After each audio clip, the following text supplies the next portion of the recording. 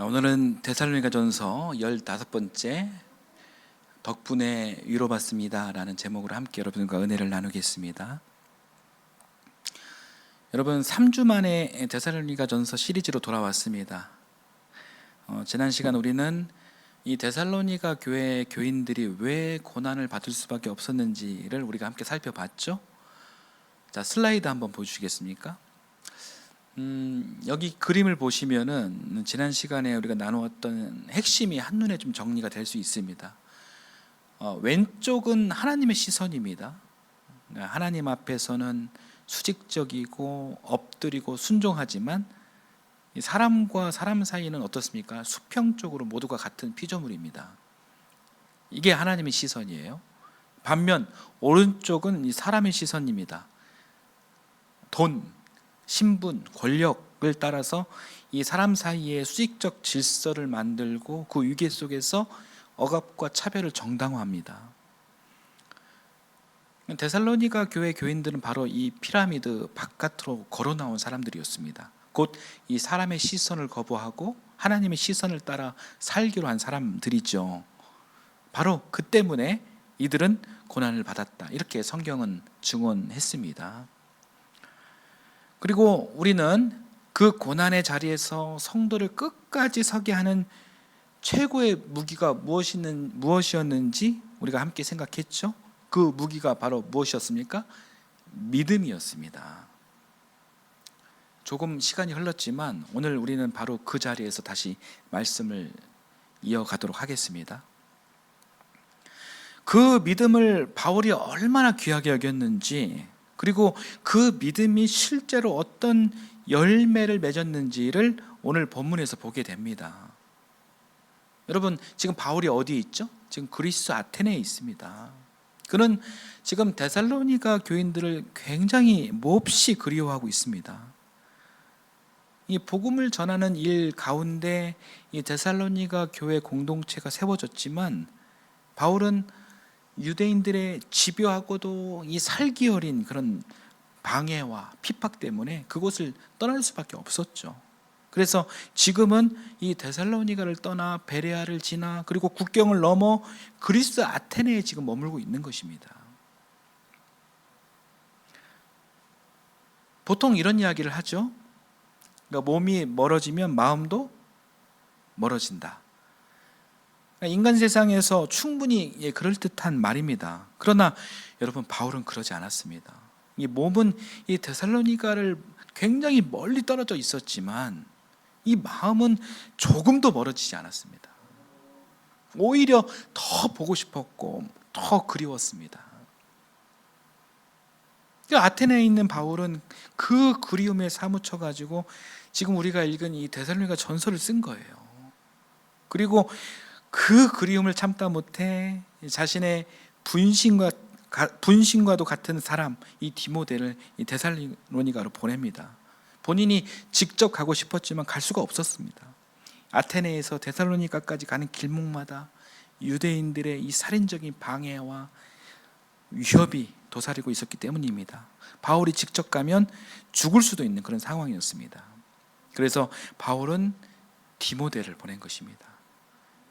데살로니가 전서 3장 2절을 우리 함께 한번 읽어볼까요? 읽겠습니다. 우리의 형제요 그리스도의 복음을 전하는 하나님의 일꾼인 디모데를 여러분에게 보냈습니다. 그것은 그가 여러분을 굳건하게 하고 여러분의 믿음을 격려하여, 여러분, 여기서 맨 마지막에 여러분의 믿음을 격려하여 라고 이렇게 번역된 부분은 원어로 보면 헬라어로 파라칼레오라고 합니다. 이 파라칼레오인데 이 문맥에서는 격려하여라는 뜻보다 위로하다라는 뜻으로 이해하는 것이 더 정확합니다. 위로라는 말입니다. 그러니까 바울이 디모데를 보낸 이유는 환난 가운데 있는 데살로니가 교인들을 위로하기 위해서 보냈다라는 거예요. 그런데 기다리던 소식이 드디어 돌아왔습니다. 그 내용이 6절과 7절에 나옵니다. 먼저 7절을 한번 읽어볼게요. 같이 읽겠습니다. 그러므로 형제 자매 여러분, 우리는 여러분을 보고 우리의 모든 곤경과 환난 가운데서도 여러분의 믿음으로 말미암아 위로를 받았습니다. 두 번째 슬라이드 보여주시겠습니까? 여러분 여기 그림을 한번 봐보십시오. 여기 그림을 보면 이 바울은 데살로니가 교인들을 위로하려고 데살로니가 전서를 썼고 그리고 디모데를 보냈습니다. 그렇죠? 그런데 그 화살표가 다시 바울 쪽으로 크게 돌아옵니다. 이것이 오늘 본문의 놀라운 역전이에요. 그러니까 위로를 보내려 했던 바울이 오히려 이 데살로니가 교회 교인들의 믿음 때문에 더 큰 위로를 받았다는 것입니다. 참 놀랍죠. 그러니까 위로하려고 디모데를 보냈는데 정작 돌아온 소식을 들은 바울이 오히려 더 큰 위로를 받았다는 것입니다. 여기 7절 한번 보여주시겠습니까? 7절. 7절에 나오는 맨 마지막 위로를 받았습니다도 같은 헬라어 파라칼레오입니다. 그러니까 이 바울은 지금 이렇게 말하고 있는 거예요. 내가 굉장히 지금 곤란하고 힘든 가운데 있었는데 여러분의 소식을 듣고 오히려 내가 큰 위로를 받았습니다. 데살로니가 교회 교우 여러분 참 고맙습니다. 그런 이야기입니다. 자, 그렇다면 편지 내용이 무엇이길래 이렇게 그 바울 사도가 데살로니가 교인들을 극찬하고 있는 것일까요? 자, 그 내용을 또 한번 살펴보겠습니다. 6절입니다. 읽겠습니다. 그런데 지금 디모데가 여러분에게서 우리에게로 돌아와서 여러분의 믿음과 사랑의 기쁜 소식을 전하여 주었습니다. 또 여러분이 우리를 늘 좋게 생각하고 있어서 우리가 여러분을 간절히 보고 싶어하는 것과 같이 여러분도 우리를 간절히 보고 싶어 한다고 전하여 주었습니다. 아멘. 자, 세 번째 슬라이드 한번 보여주십시오. 여러분, 디모데가 다시 돌아왔어요. 디모데가 그냥 안부 정도를 가져온 것이 아닙니다. 이 바울의 모든 오류를 풀어주는 세 가지 기쁜 소식을 가지고 왔어요. 첫째는 믿음의 기쁜 소식이에요. 그 둘째는 사랑의 기쁜 소식이에요. 그리고 셋째는 서로 그리워하고 있다라는 기쁜 소식입니다. 이 세 가지 기쁜 소식을 가지고 온 거예요. 오늘은 여러분 이 세 가지 흐름을 따라 오늘 말씀을 한번 보도록 하겠습니다. 먼저 믿음의 기쁜 소식이 무엇이었는지 한번 보겠습니다. 이 바울이 데살로니가를 떠나면서 가장 걱정하고 우려했던 것은 그들이 겪고 있는 고난 속에서도 믿음을 과연 지켜내고 있느냐는 것이었습니다. 데살로니가 교인들이 왜 고난 가운데 있었는지는 이미 보았죠. 그들은 이 사람의 시선이 아니라 하나님의 시선을 따라 살았고 바로 그 때문에 유대인들로부터 이 탄압과 억압을 받았습니다. 그런데 바울이 정말 걱정한 것은 여러분 그 고난 자체가 아니었죠.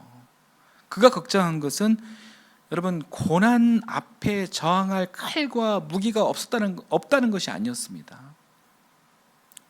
고난의 원인을 분석하고 해체할 논리나 지혜가 부족했다는 것도 아니었습니다. 바울이 보기에 그리스도인이 당하는 이 고난은 너무나도 당연한 것이었습니다. 절대 다수인 사람의 시선이 가하는 폭력 앞에서 이 속수무책일 수밖에 없는 환경과 처지와 상황 자체가 지금 이 고난의 본질적인 문제가 아니었던 것입니다. 바울이 진짜 문제를 본 것은 오직 하나였습니다. 그 믿음이 있느냐 없느냐, 바로 그것이었습니다. 그러니까 바울은 지금 이렇게 묻고 있는 거예요. 여러분에게 그 믿음이 있습니까? 예수님의 이 십자가를 사랑한다면 이 고난은 필연적으로 따라올 텐데 여러분은 지금 그 믿음을 끝까지 지켜내고 있습니까? 나 바울은 바로 그것이 걱정입니다. 이런 이야기입니다. 그런데 디모데가 가지고 온 데살로니가 교인들의 소식이 무엇입니까?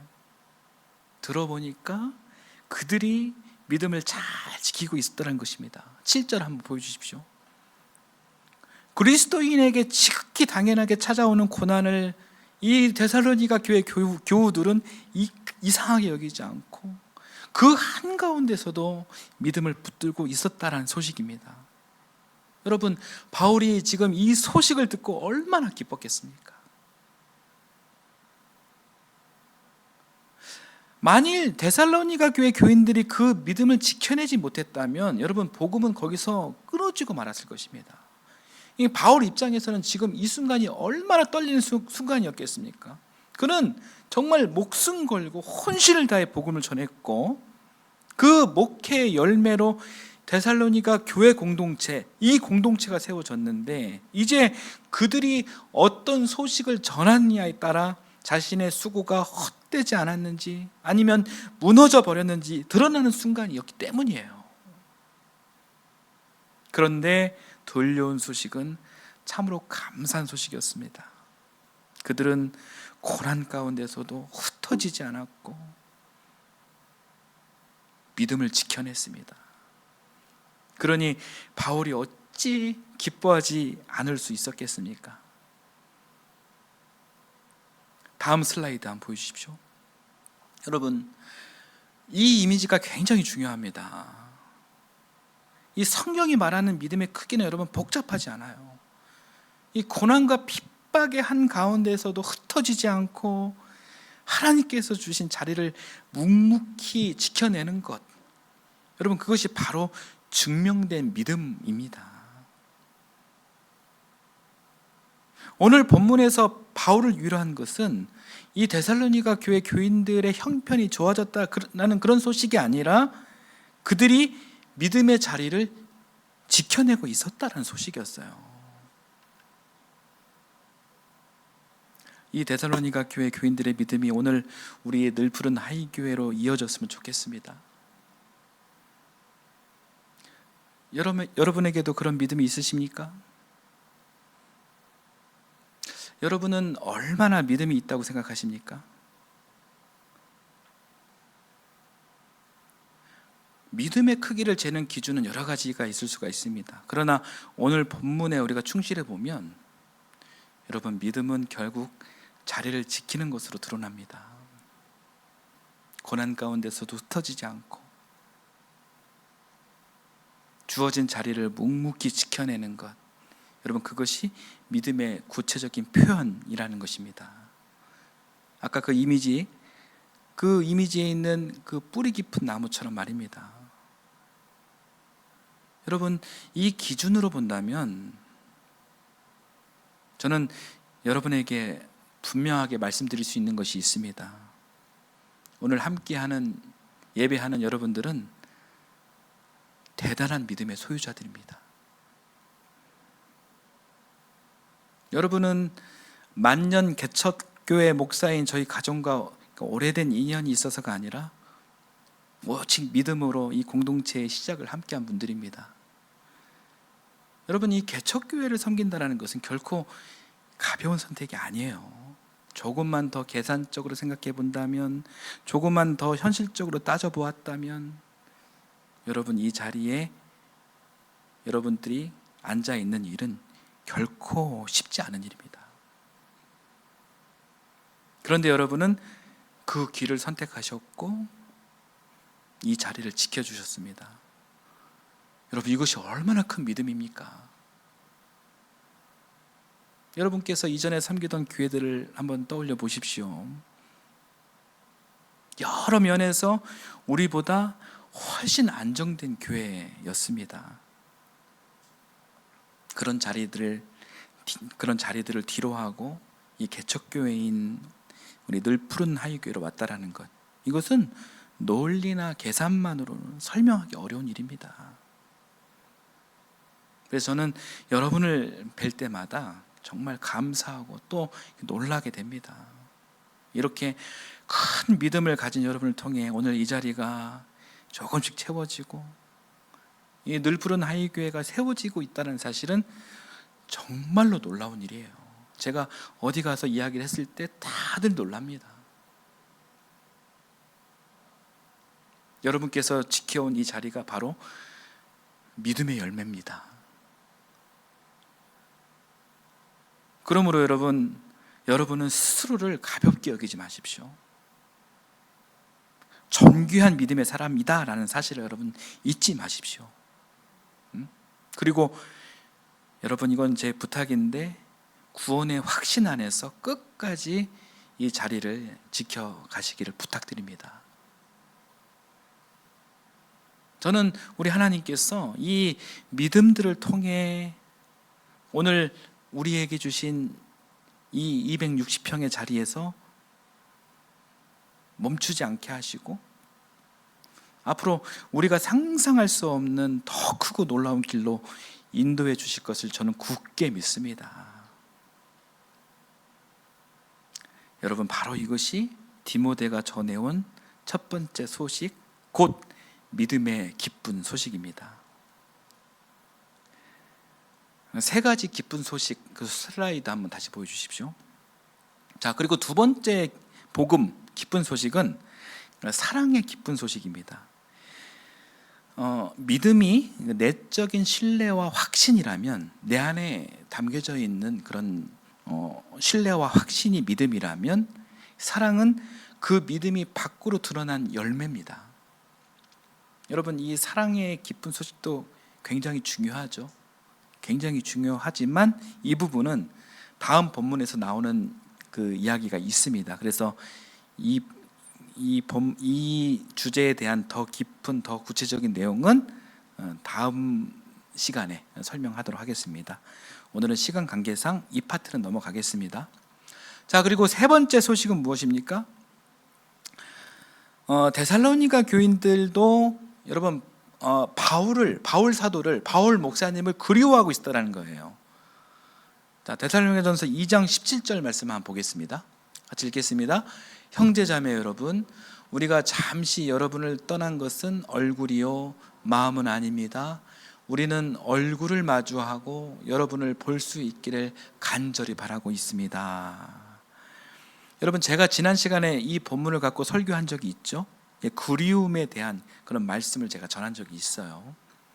그러니까 바울은 진심으로 지금 데살로니가 교인들을 그리워했습니다. 그런데 오늘 본문을 보니까 바울만 그들을 그리워한 것이 아니었다라는 거예요. 데살로니가 교회 교인들도 바울을 그리워하고 있었다는 거예요. 여러분, 저는 이 대목이 굉장히 중요하다고 봅니다. 그리움이라는 정서는 굉장히 따뜻한 마음이에요.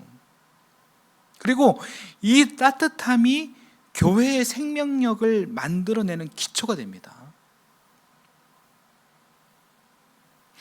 여러분, 우리들 주변에 교회가 참 많죠? 따뜻하고 온화한 교회도 있지만 딱딱하고 살벌한 교회도 있어요. 후자 교회들의 공통점은 사람의 정이 메말라 있다라는 거예요.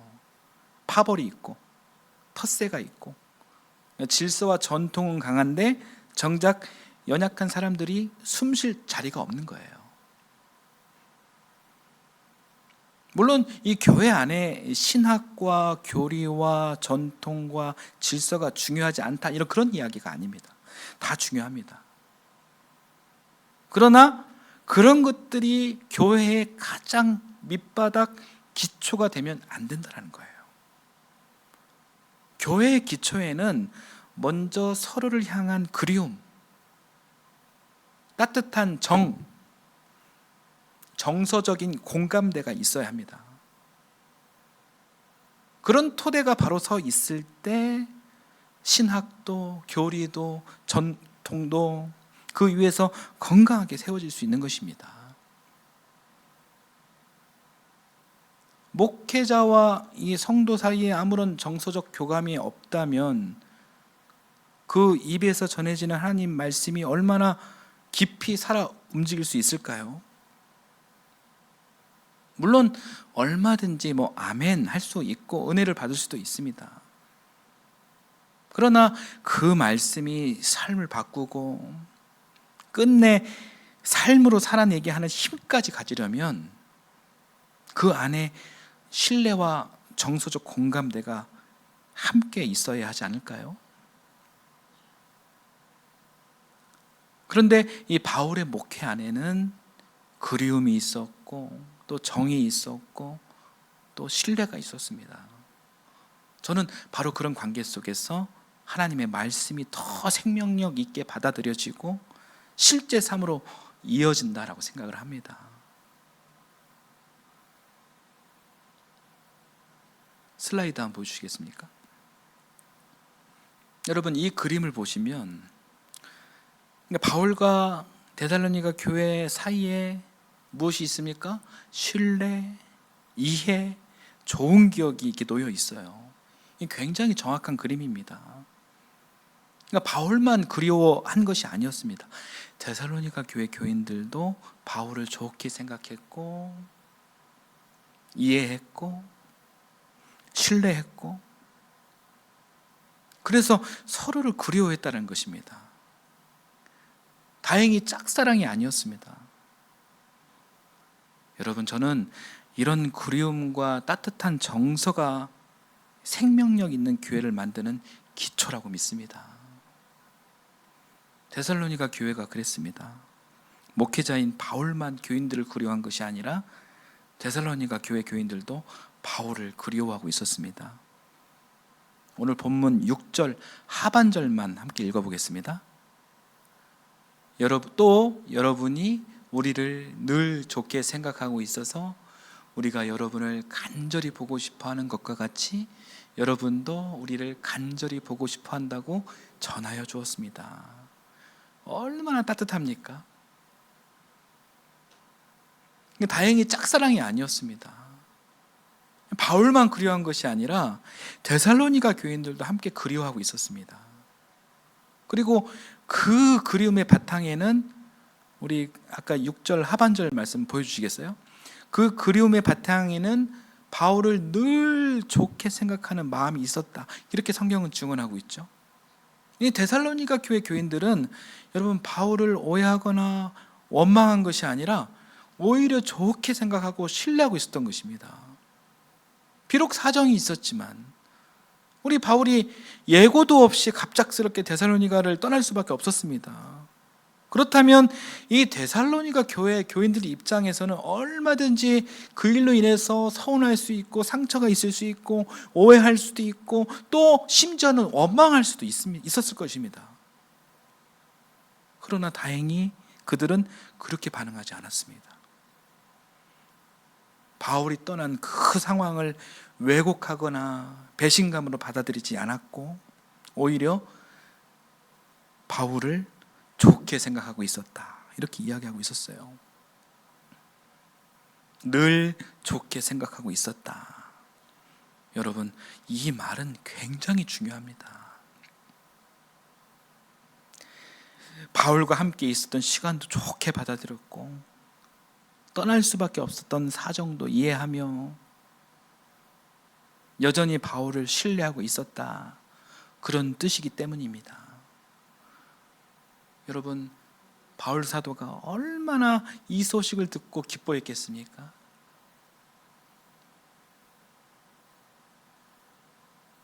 데살로니가 교회 교인들과 바울은 그렇게 서로 마음을 진실되게 나누고 있었습니다.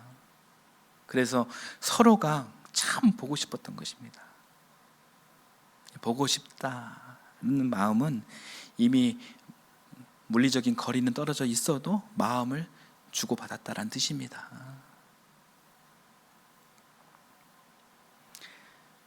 그 사람 좋은 사람이야. 똑똑해. 오라. 설교 잘해. 여러분, 이것과 그 사람이 참 그리워. 참 보고 싶어. 여러분, 이것은 분명히 다릅니다. 전자는 어떤 기준과 잣대를 가지고 판단한 것이고 후자는 여러분 그런 계산을 넘어서 그냥 마음이 간 거예요. 여러분, 저는 교회가 기본적으로 후자 쪽에 서야 한다고 생각합니다. 물론 이 전자의 요소도 필요합니다. 그러나 교회의 기본기를 먼저 묻는다면 결국 서로에게 마음이 가는 공동체, 서로를 그리워할 수 있는 그런 공동체여야 한다고 저는 생각합니다. 그런 차원에서 여러분, 오늘 말씀이, 오늘 본문이 굉장히 중요합니다. 당신을 위로하려고 했는데 오히려 당신이 나를 더 위로했습니다. 얼마나 따뜻하고 아름다운 표현입니까? 슬라이드 보여주시겠습니까? 여러분, 이 그림이 우리가 방금 설명한 부분을 아주 잘 보여줍니다. 위에는 뭐가 있습니까? 신학, 교리, 전통, 질서가 있습니다. 중요합니다. 그러나 그 밑바닥에는 반드시 이 생명력 있는 하부 구조가 있어야 되는 것입니다. 그것이 무엇입니까? 서로를 향한 그리움, 따뜻한 정서적 공감대입니다. 이 토대가 살아 있어야 위에 있는 것들이 무너지지가 않게 돼 있습니다. 사랑하는 여러분, 우리는 지금 건강한 교회를 만들어 가고 있는 가운데 있습니다. 우리 늘푸른 하이교회가 앞으로 어떤 교회가 되었으면 좋겠습니까? 저는 우리 교회가 이런 기본기를 잘 세운 교회가 되었으면 좋겠습니다. 어떤 사상과 체계와 교리가 앞서기보다 마음이 먼저 오고 가는 그런 따뜻한 교회였으면 좋겠습니다. 우리 교회 개척 멤버들은 물론이고 앞으로 우리 교회 문을 두드리는 모든 사람과도 먼저 마음을 나누고 형편을 나누고 먼저 위로하고 격려하는 그런 공동체가 되었으면 합니다. 여러분, 우리는 유한한 존재입니다. 연약한 존재입니다. 그래서 우리들의 힘은 제한되어 있습니다. 그렇기 때문에 그 힘이 소모적으로 흩어지지 않았으면 좋겠습니다. 저는 우리 늘푸른 하이교회가 사람을 위로하고 격려하는 일을 제일 잘하는 그런 교회가 되면 참 좋겠습니다. 사람을 살리고 이 사람을 세우고 지친 마음을 다시 일으켜 세우는 그 일에 우리 공동체의 힘이 이렇게 모였으면 좋겠습니다. 그 사람이 누구든, 그 사람이 우리나라 사람이든 다른 나라 사람이든, 그 사람이 물질이 풍족하든 부족하든, 그 사람의 종교가 무엇이든 편견 없이 귀하게 여기며 그렇게 살아내는, 믿음으로 살아내는 그런 공동체가 되기를 바랍니다. 그리고 그 사람이 삶 가운데 어려움을 겪고 있다면 진심으로 위로하고 격려하는 그런 삶으로 나아갔으면 좋겠습니다. 여러분, 우리의 전도도 그런 전도였으면 좋겠습니다. 예수 천당, 불신지옥 이렇게 이 사람을 몰아붙이는 그런 전도가 아니라 그들과 함께 살아내며 화답하고 응원하는 그런 전도 말입니다. 괜찮아, 잘했어, 참 멋져, 이렇게 위로하고 격려하는 전도 말입니다. 우리가 그렇게 살아가다 보면 여러분 자연스럽게 마음이 오가게 돼 있습니다. 그런 진정성이 쌓이면 우리가 아까 읽은 오늘 6절 말씀처럼 서로가 서로를 좋게 생각하게 되고 또 좋은 기억을 갖게 됩니다. 그리고 그 신뢰 속에서 자연스럽게 그리스도를 신뢰하게 되고 또 우리 늘푸른 하이교회 이 공동체도 신뢰하게 될 줄 믿습니다. 자, 마지막 슬라이드 보여주십시오. 자, 이 마지막 그림이 여러분 오늘 설교의 결론입니다. 바울은 위로하려고 디모데를 보냈습니다. 그런데 돌아온 소식은 오히려 바울 자신을 더 크게 위로했습니다. 믿음을 지킨 공동체, 서로를 좋게 생각하고 그리워하는 공동체, 위로하려고 했는데 오히려 더 큰 위로를 받는 공동체, 바로 그것이 오늘 본문이 보여주는 교회의 모습입니다. 그런 삶이야말로 그리스도를 대신하는 몸된 삶이며 또 작은 예수로 살아가는 삶일 것입니다. 이런 성숙한 마음으로 살아갈 때 믿음의 기쁜 소식이 여기저기 퍼져나가고 그리움과 반가움의 정서도 더 깊어질 것입니다. 그리고 우리 때문에, 우리 늘푸른 하이교회 공동체 때문에 많은 사람들이 위로를 받는 놀라운 하나님의 은혜와 역사가 일어나게 될 줄 믿습니다. 큰 환난 가운데서도 큰 위로를 받았습니다 라고 고백했던 바울의 고백이 오늘 우리들의 고백이 될 수 있기를 바랍니다. 사랑하는 여러분, 그리고 존귀한 여러분, 고난 가운데서도 믿음을 지키는 공동체, 서로를 좋게 생각하고 그리워하는 공동체, 위로하려고 했는데 오히려 더 큰 위로를 받는 공동체, 하나님께서 우리 늘푸른 하이교회를 그런 교회로 세워주시길 예수님의 이름으로 축원합니다. 아멘.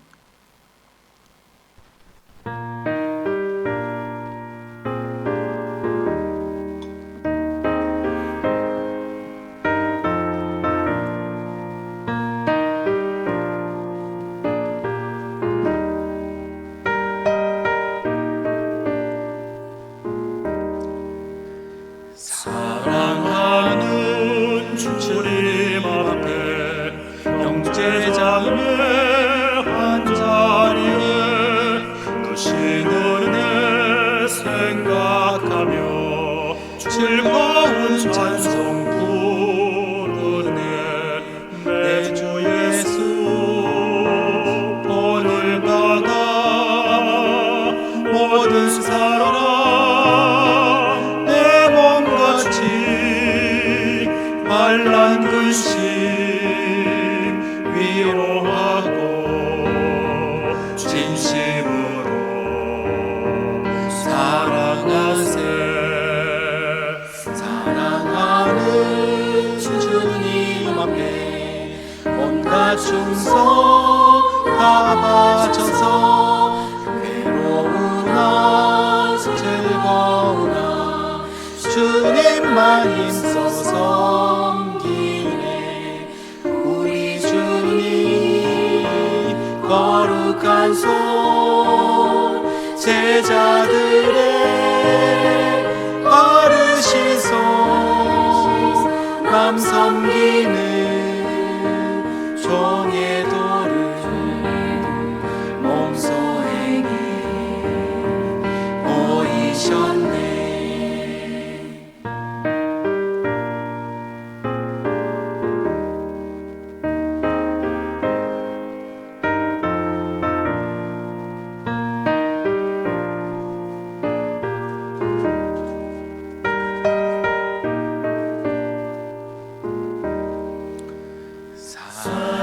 사랑하는 주님 예수 같은 주로 섬기다니 한피바다 한몸 이룬 형제여 친구들이여 한 몸같이 친밀하고 마음으로 하나 되어 우리 주님 크신 뜻을 지성으로 순행하세. 사랑의 하나님, 우리의 믿음이 말에만 머물지 않게 하시고 끝까지 자리를 지키는 믿음 되게 하옵소서. 사람의 시선을 따르지 않고 하나님의 시선을 붙들게 하시며 어떤 형편 속에서도 흩어지지 않고 우리 주님 앞에 설 수 있는 용기와 믿음을 허락해 주옵소서. 또한 우리 늘푸른 하이교회가 사람을 위로하고 격려하는 일을 제일 잘하는 교회가 되게 하시고 누구든지 편견 없이 품고 사랑하며 세워주는 그런 공동체가 될 수 있도록 인도하여 주옵소서. 우리 공동체 때문에 누군가가 다시 힘을 얻고 우리 때문에 누군가가 주님을 더 신뢰하게 하는 놀라운 하나님의 은혜와 그 역사가 있게 하옵소서. 위로하려 했는데 오히려 위로를 받았던 바울의 고백이 오늘 우리의 고백이 되게 하옵시고 믿음의 기쁜 소식이 우리 공동체 안에 날마다 이어지게 하옵소서. 이 시간 주님의 은혜를 기억하며 귀한 예물을 바칩니다. 11조를 믿음으로 바치는 손길을 축복하여 주옵소서. 때에 따라 감사하여 드리는 손길을 축복하여 주옵소서. 빈손으로 오지 않고 귀한 예물을 바치는 이 손길을 주여 거룩히 여겨주시고 축복하여 주옵소서. 우리 삶의 영원한 반석 되시는 예수 그리스도의 이름으로 기도드립니다. 아멘.